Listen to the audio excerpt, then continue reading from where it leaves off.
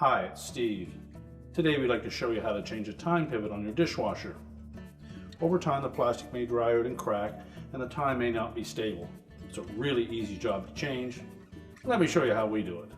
Now our first step in this repair will be to remove all the items on that upper dish rack and then pull that rack forward enough that we can access the part. Now with the rack fully extended, locate the Tine Pivot that you're going to replace.